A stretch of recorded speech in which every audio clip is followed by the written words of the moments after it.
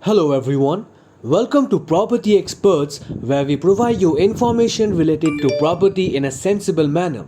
Hence, before purchasing property worth lakhs and crores of rupees, please do watch our videos to prevent yourself from falling under any sort of a scam or a fraud. So, today we will be talk about commercial property investment in India, a beginner's guide. We will talk about how to invest in the commercial properties, how to calculate commercial property value, how much returns do we get, how residential and commercial properties are compared, etc. So, let's get straight to the point.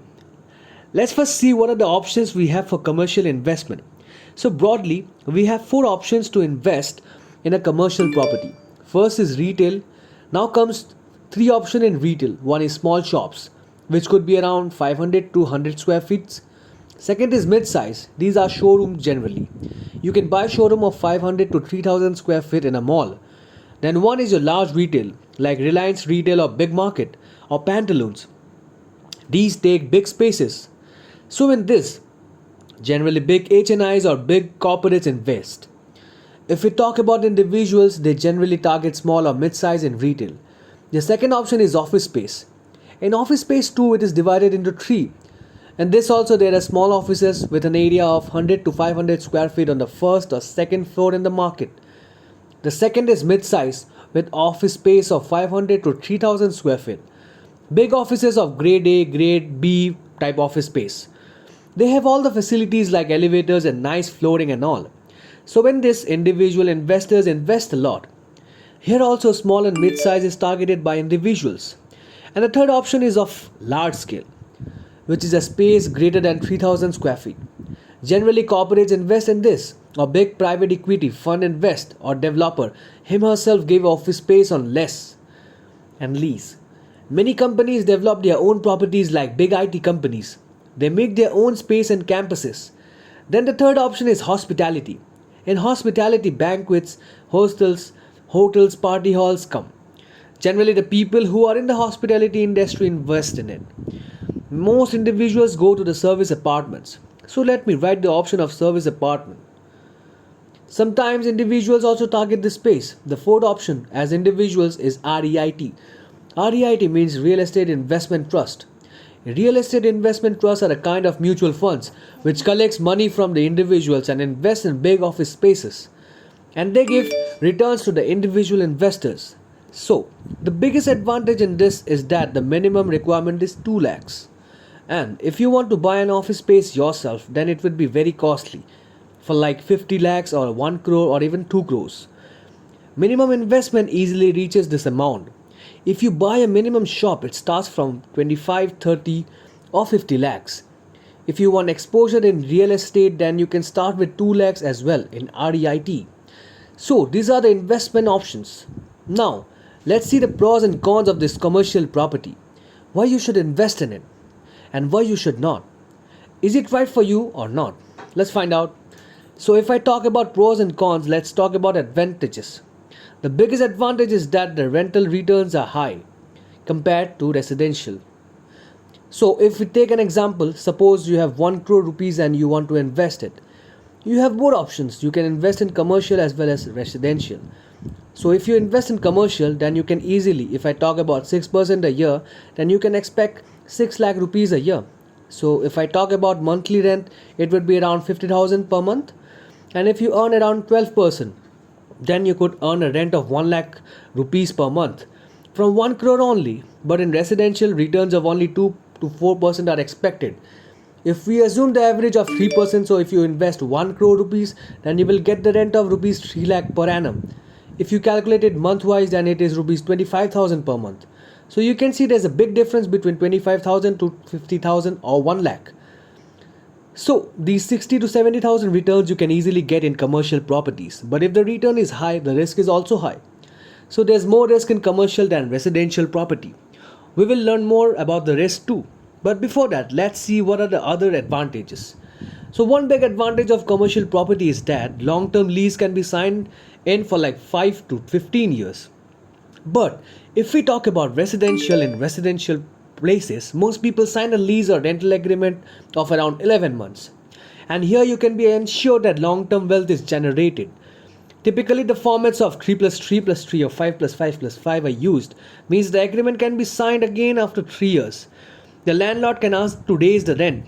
The tenant can also talk about leaving, or if the market is going down, then the tenant can negotiate or renegotiate the rent again.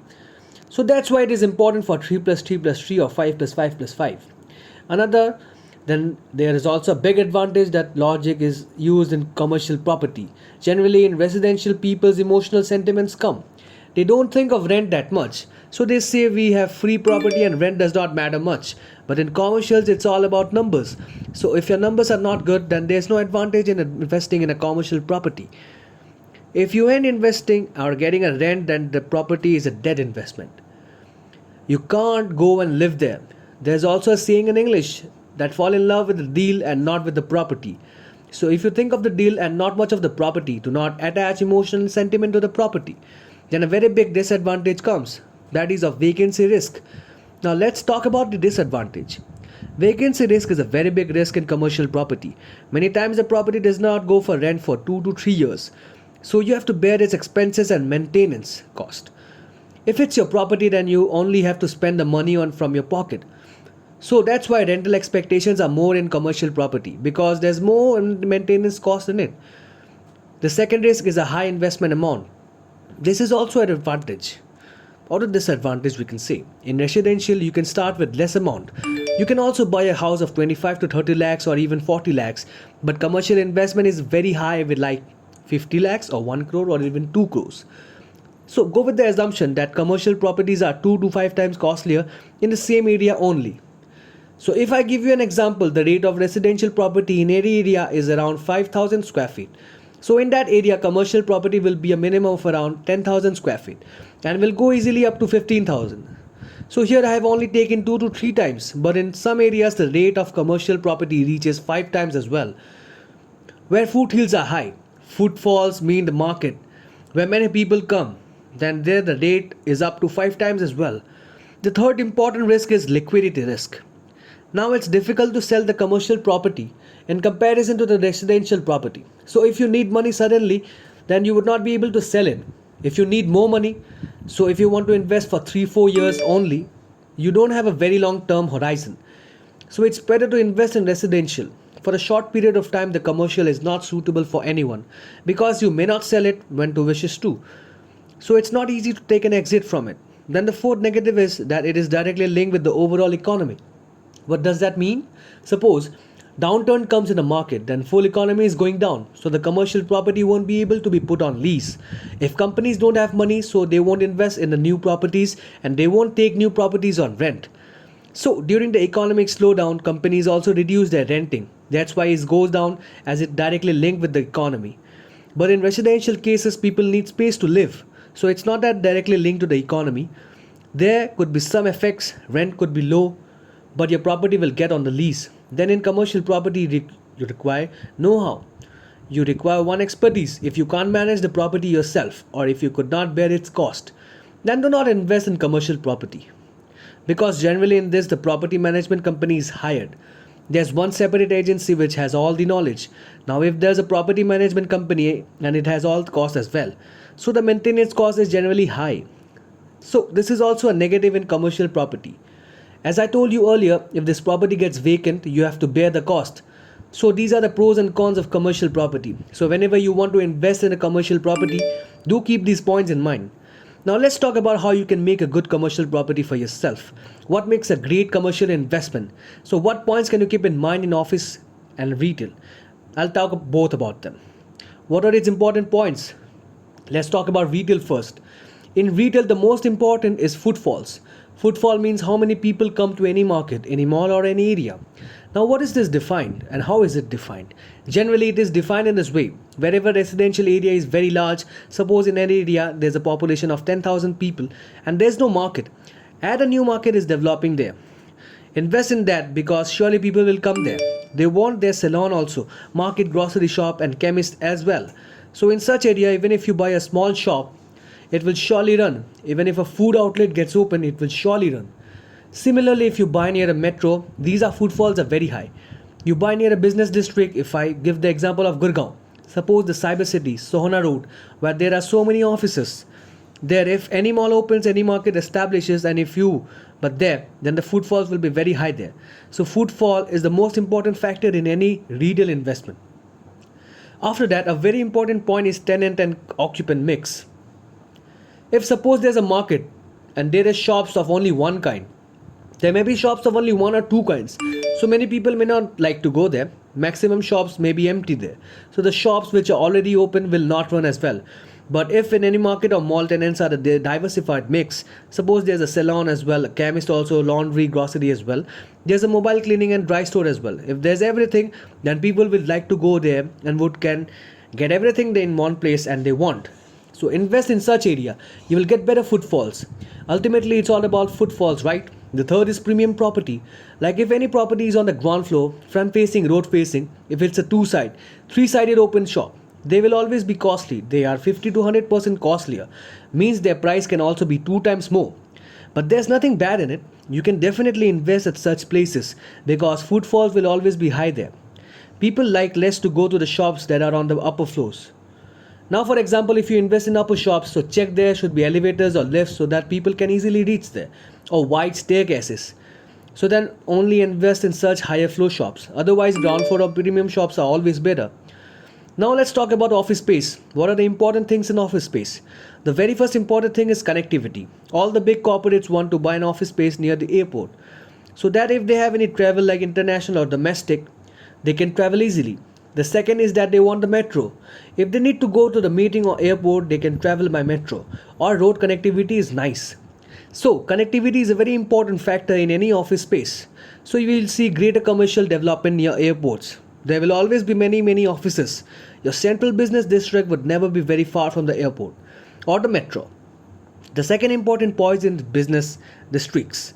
All the big companies and corporates want to buy an office in business districts so that its marketing, listening, licensing and can be done easily. So invest at such places which comes under the central business district or under the secondary business district or peripheral business district. Now if I take Delhi for example, so CP is a very important area which we call CBD area.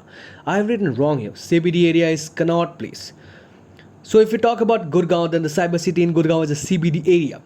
Or there are secondary business district, like in Gurgaon, Sohna Road has become a secondary business district in today's date. Similarly, there can be peripheral business districts as well. So if you invest in such business districts, you can make sure that the property won't be empty. But if you invest in any outskirt office space, then it may happen that no company comes there. So it is very important to see connectivity and invest in the business district only, or invest near it.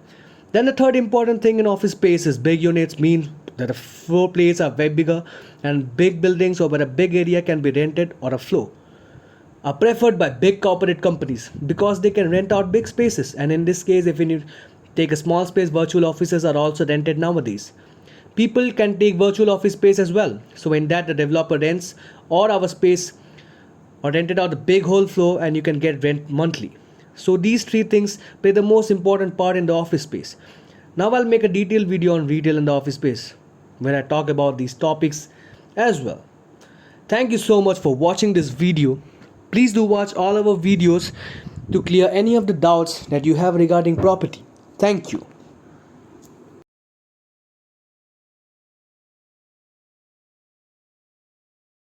Property related help, please contact us. Thank you.